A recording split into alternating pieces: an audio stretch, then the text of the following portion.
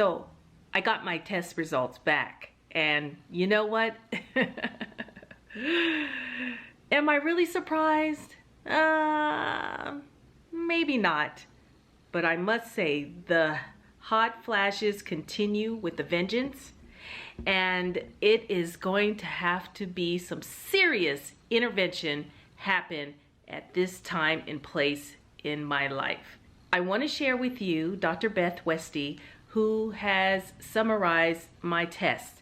Now, I've taken a lot of different tests, which I've told you in the past, but have I really gotten anywhere with my supplements and going in the direction that I thought would be beneficial to me while working on everything else holistically with nutrition, lifestyle, working out, right? But I have to say, I have been enlightened by a lot of things. And so I want to share with you some bits and pieces of Dr. Westy has been so gracious with recording our consult and summarizing my Dutch test that I took. Listen, blood work has to be drawn as well, at the end of the day, and you have to look at the whole, your life, customized to you, and figure out what is going to work for you. We can't listen to our girlfriend. We can't listen to a friend or associate or somebody else that they did something a certain way when it comes to working on balancing the hormones. But if you're in menopause, which I am post-menopause, I really truly believe that now, you might want to listen up a little bit and see how things can really, really go wrong if you don't pay attention to your symptoms. And there's at least 20 to 25 different symptoms when it comes down to menopause. Did you know that? Anyway, check it out. Yeah. And as you can tell, I'm hot flashing right before your eyes. This is the problem. I'm like, help me. My last video talked about hot flashing, and I literally hot flashed on the video. So I just kept it in there at the end. Yeah. We're going to talk about all that stuff moving forward, and we'll talk about timelines, things like that. And then any other guidance that you're looking for from there as well, because when you have a lot of stuff going on, it can be kind of overwhelming too. Point where I'm like, okay, this is ridiculous.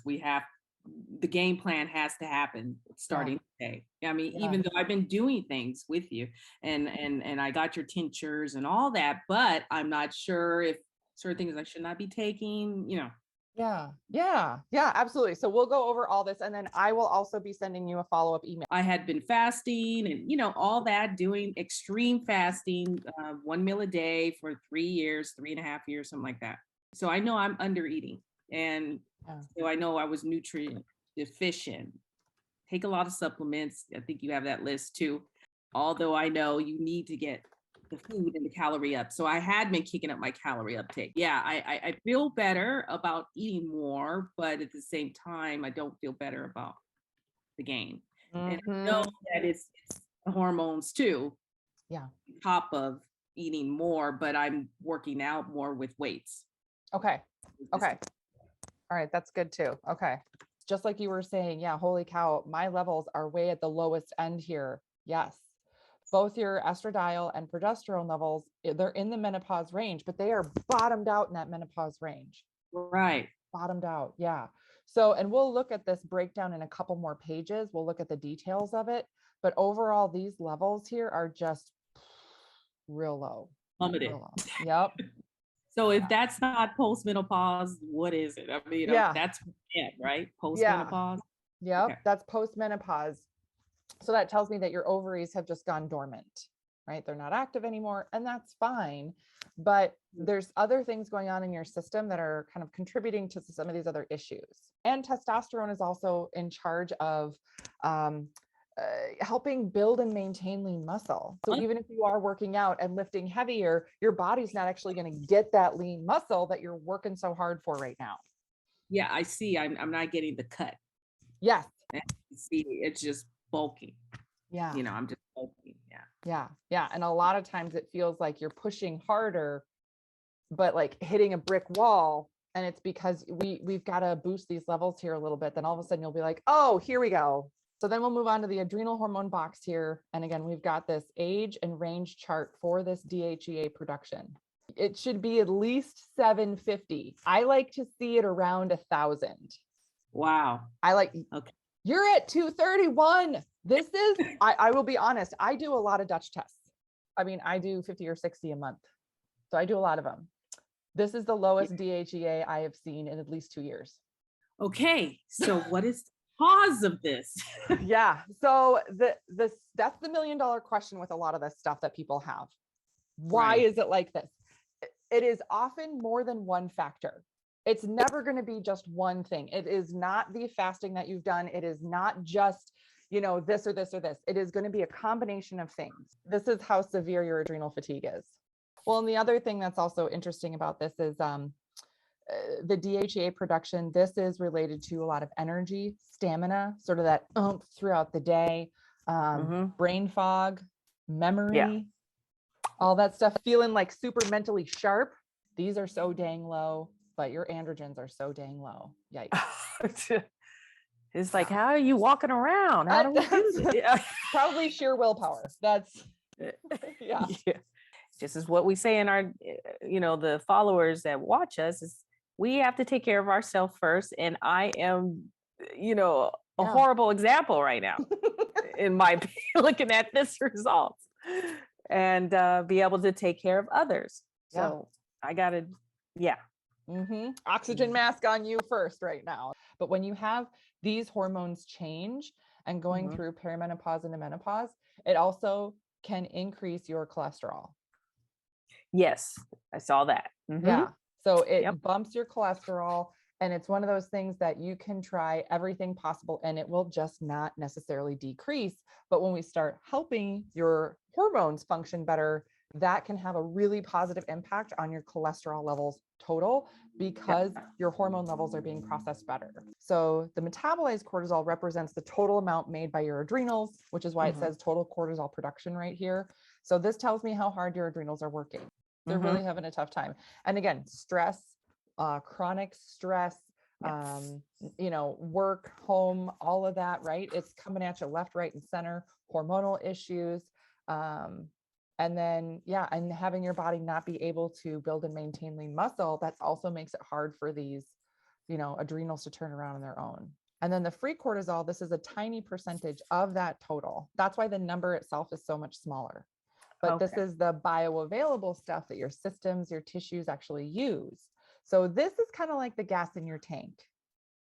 Oh, okay. And, okay. Yeah. It's not great.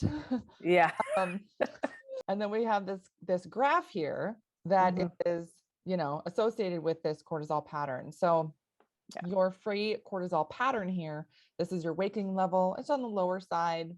Okay. It does come up in the morning, which we like. It doesn't come up to a robust level or anything, but this is like, okay, you're doing things, you're being productive. And then it just completely bottoms out in the afternoon. And then it does come up at night here. So I don't like this pattern. I don't like how low it comes in the afternoon. And then at nighttime, it's actually coming up. So for you to get to sleep, like your body is just completely wiped out. It's got nothing left. So you fall asleep. But then it's starting to increase. So when we look at your levels and look at how your body is trending.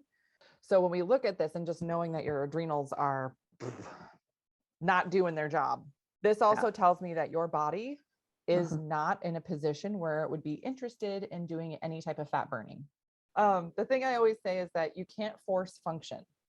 Right. So to force your body to get to fat burning when you have levels like this that are so dang low, it just won't do it yet. So it's like taking a different route. We sort of have to like take a detour around to get to fat burning. And the detour includes helping your adrenals function better, right? Helping your body build and maintain lean muscle, all of that stuff. And then your body can get to a fat burning point versus before it was like, oh, I'm going to do this thing. Boom, fat burning. Right. It'd been no problem before, Yeah.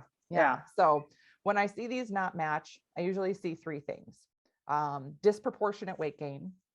And I call it disproportionate because it doesn't match what you're eating. Correct. Doesn't intake, all that stuff, right? You'll Right. have weight loss resistance. That's the second thing. And then insulin resistance is also the third thing that goes along with this. I'm eating healthy, really good foods, but you're not even getting that energy. It doesn't get uploaded into your body, into your cells. So, okay. yay. Yay. That's nice. It's so funny. Yay, menopause. Yay. So Yeah. So the other thing about that, when we talk about like weight loss resistance and insulin resistance, there's a lot of tactics that are really helpful for those two things specifically. But when you have this adrenal insufficiency issue here, you can't just do those tactics and have them work. We have to, like, the first priority is getting your adrenals going again. And Okay. then all that other stuff will work. So Wow. that's page one. Uh-huh. This is just page one. Right. And for those of you that don't know, this is like a 18-page report. It is. And it goes no. through like 6 pages of your actual labs, and then it goes through like detailed explanation. Right. Exactly. So yeah, but very thorough. Yes. The routing, right? And what Yes. your body wants to go in. And the androgens. I don't know well, I know you're going to explain this. Yeah. So this, see the pregnenolone? Yep. Right there, that is the beginning of this whole process. So that's why starting with some of this is going to be really helpful, and monitoring your levels moving forward is going to be really important, because you have so much, this whole page is deficient. Okay. It's like getting you out of the hole to even get you on flat ground before you can move forward, Right. Right. Okay. So, but when we look at this breakdown here, this DHEA, this is the same dial from that first page where you were at like a 231. Yep. Not even at that minimum. This just tells me you have inflammation in your system. Okay. Now we're going to look at, and this is, again, very interesting to see this. There are some things here that I honestly believe with your estrogens that are functioning well because you have lived a healthy lifestyle recently. Yeah. So the intermittent fasting, a lot of that stuff, or the, that type of lifestyle, it's really good for how your body processes estrogens. And so we're going to see that. I'll detail that out here in just a minute, but just so you know that's one of the benefits of the stuff that you do. All right. So that's your Dutch. Thank you. How you doing? Yeah, I'm just taking it all in. I mean, it's not really a surprise, but with the exception of that DHEA and adrenals, of where they're just nothing there to get it starting, because I'm not reacting to anything that I've been doing on supplementation and fat burning, B12 shots, any of that. They used to give me a little bit of a jolt.